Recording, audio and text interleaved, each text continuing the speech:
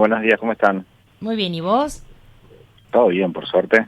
Bueno, contábamos al arranque que cuando hacíamos la presentación y Cami contaba que te íbamos a tener acá en entrevista por teléfono, yo decía que a mí como periodista me tocó cubrir todo lo que era que Mortimer y me pareció una historia realmente de película. Ahora, ¿cómo les surge a ustedes la creatividad de hacer un documental, de viajar, de conocer a los protagonistas? Contame cómo fue el proceso creativo de este documental que vamos a poder disfrutar a partir del 15. Bueno, al igual que vos, que te tocó de cerca esta historia, a mí me tocó desde otro lugar, A ver. desde lo vivencial, si se quiere, estando fuera del país, por ahí por el mes de fines de marzo, primeros días de abril, ya estaba todo el tema de Greg Mortimer en los medios y era noticia que empezó a atravesar océanos y empezó a tener repercusión a nivel mundial. Yo estaba en Los Ángeles en ese momento filmando una película, quedé varado, fui uno de los muchísimos que quedó Ah, varado en el mundo, en el caso mío en particular, con mucha incertidumbre, con mucha angustia, porque como todos recordamos, el mundo se cerró, se paralizó completamente y en ese momento estaban implementándose operativos de repatriación de ciudadanos, ¿no? Cada gobierno en su país, bueno, intentaba traer a su gente de vuelta, era complejo. Yo estaba a la espera de un vuelo de repatriación.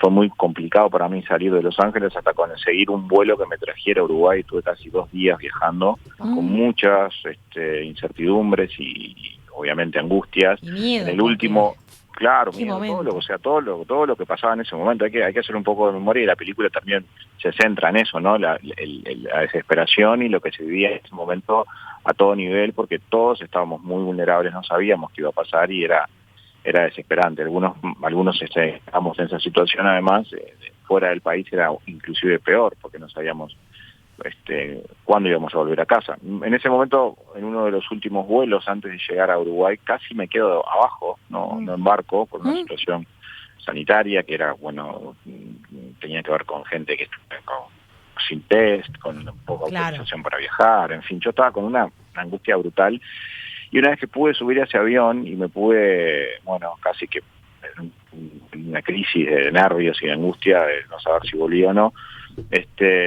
yo ahí tomé real dimensión de lo que esa gente estaba pasando arriba del barco, ¿no? O sea, imagínate todos los que estábamos fuera de nuestras casas y la posibilidad de volver, esa angustia brutal, una persona que está en un barco en alta mar con una infección a bordo, sin posibilidad de salir de sus camarotes por días y semanas. Yo ya había tomado, digamos, contacto con la noticia y me había afectado desde el punto de vista de, uno no puede dejar de ponerse en el lugar de esa Eso te iba a gente, decir. ¿no? Es imposible no traspolarse y vos encima con fronteras cerradas y poder entrar a tu propio país.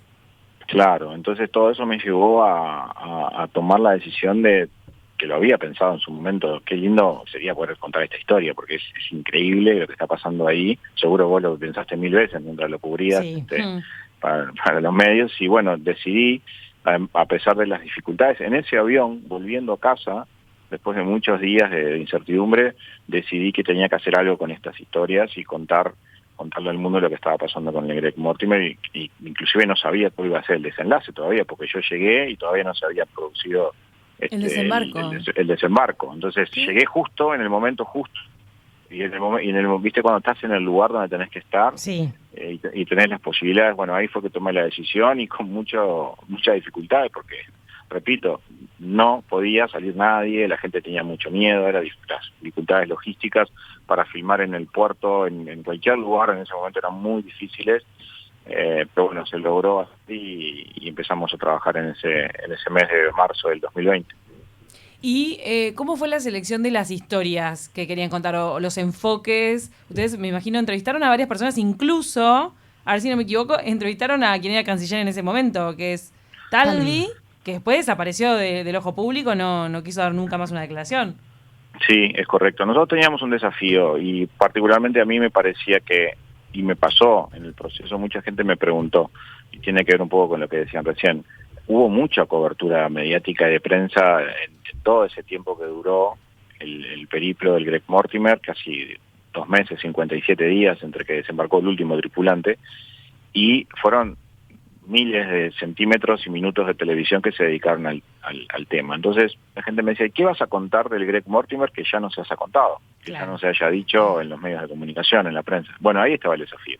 El desafío estaba en no hacer un informe periodístico, televisivo, con una digamos, recopilación de informes, sino ir por otro lugar, por otro camino. Y ahí se tomó la decisión de producción ambiciosa y logística muy compleja, con mundo cerrado, con fronteras cerradas y con un montón de dificultades, de salir a buscar las historias. Entonces, bueno, decidimos ir a Australia, decidimos ir a Nueva Zelanda, decidimos ir a España, Guatemala, Filipinas, Colombia, donde estaban todos los protagonistas de la historia, quienes eran los tripulantes y los pasajeros.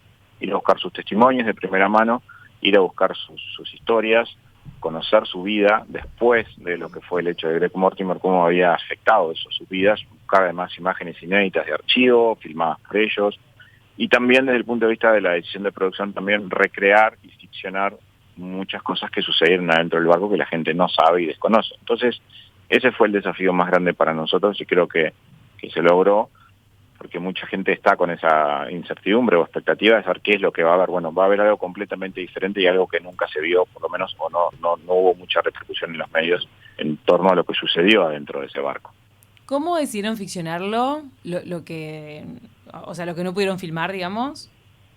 Decidimos ficcionar algunas escenas, algunos momentos particulares del barco, el conflicto entre el capitán y el doctor Usme, por ejemplo, el encierro de algunos de los tripulantes que fueron destituidos de sus cargos, las noticias relacionadas al desembarco o no, las distintas situaciones que se dieron dentro del barco, algunas cosas que fueron necesarias de, digamos, ficcionar y de dramatizar, porque por supuesto no teníamos otro elemento, que había otros recursos, pero decidimos ir por ese camino de la dramatización para transportar al espectador a lo que fueron esos momentos dentro del Greg Mortimer. En el tráiler se ve al cocinero filipino. Esa es una de las historias bastante fuertes, ¿verdad? Es una de ellas, hay 2 o 3 historias bastante interesantes. Una es el chef filipino, que fue el único que quedó de la cocina de un equipo de 10 personas que cocinaban para todo el barco. Se enfermaron todos menos él. Entonces hay una historia muy particular, que es la de este hombre que tuvo la responsabilidad de cocinar para más de casi 200 personas durante muchos días. Qué locura, imagínense, por favor. En 2 turnos, con una angustia brutal, con ese miedo latente de poder enfermarse en cualquier momento. Ahí está también el conflicto y la pelea entre el capitán y el médico del barco, el conflicto con el segundo oficial a bordo y la destitución por parte del capitán, las idas y vueltas con el gobierno uruguayo. En fin, hay un montón de historias que están contadas y desarrolladas, además del operativo de rescate médico que está detallado desde un punto de vista mucho más, digamos, que cinematográfico en cuanto a lo que fue la audacia de ese rescate. Federico, ¿con qué te encontraste cuando fuiste a entrevistar a estas personas, cuando después, en su momento besaban el suelo uruguayo, ponían carteles y realmente parecía algo heroico lo que estábamos viviendo? Con la lejanía del tiempo, o al menos de los meses, ¿cómo narran los protagonistas esto que pasó? Con una profunda emoción, con un sentido un agradecimiento muy fuerte hacia el país, hacia la gente, a todo el equipo médico, todas las personas las instituciones que participaron de ese hecho histórico. Lo considero un hecho histórico y la película de alguna forma lo trata de retratar.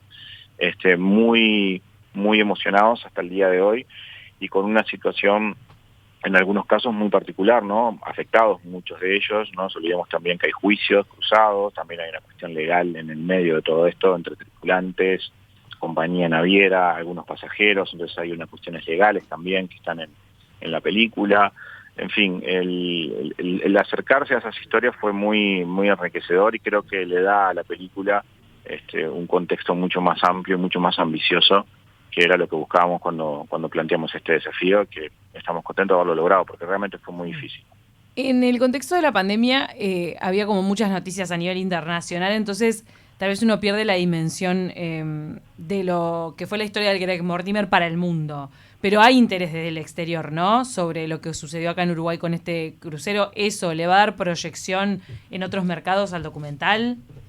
Yo creo que sí, es una historia que toca de cerca a la humanidad toda. Es un proyecto además que está concebido y está desarrollado desde su guión y desde la parte narrativa y cómo está la estética y el production value, ¿no? Lo que se llama el nivel de producción de un proyecto de esta magnitud está pensado para el mundo.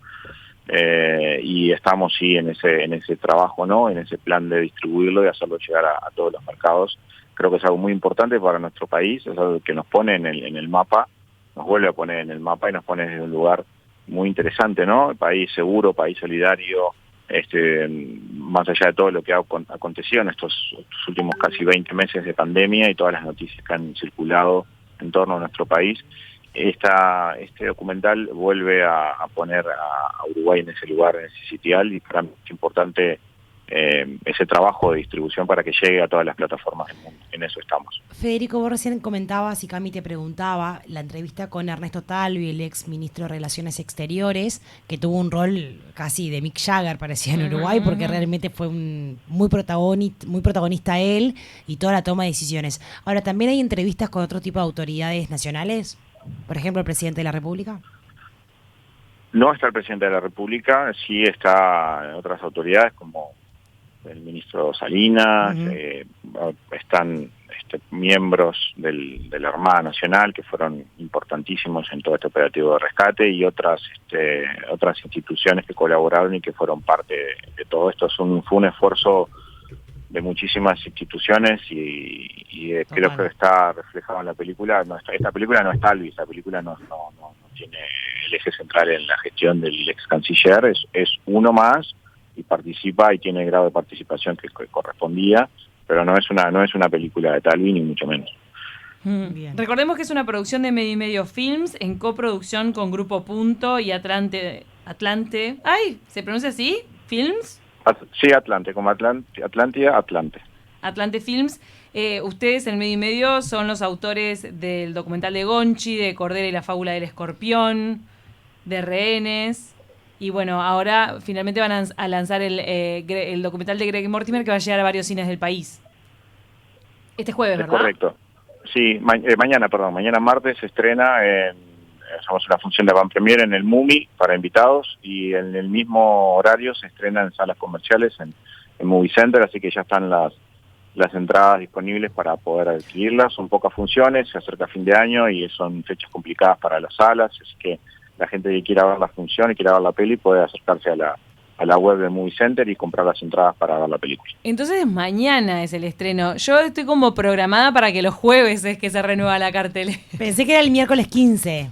Pensamos. No. Es mañana, se adelantó y hicimos una función especial de prensa y de invitados a las 20 horas mañana, como les decía, Van Premier, y la misma hora, una hora después, a las 21 horas en Movie, es también la apertura de la película. Buenísimo. Leo Termin, compañero de acá de Taquito a la Mañana, también fue parte de la producción.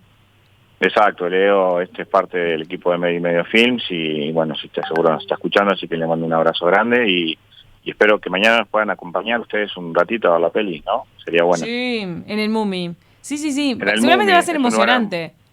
Es emocionante, es una linda, aparte va a ser un lindo avant-premiere, hace mucho que no se dan cosas así ahí, bueno, en general las cosas han estado paradas, pero es una linda también oportunidad, excusa para reencontrarnos y ver esta peli. Así que los espero con muchas ganas. Muchísimas gracias.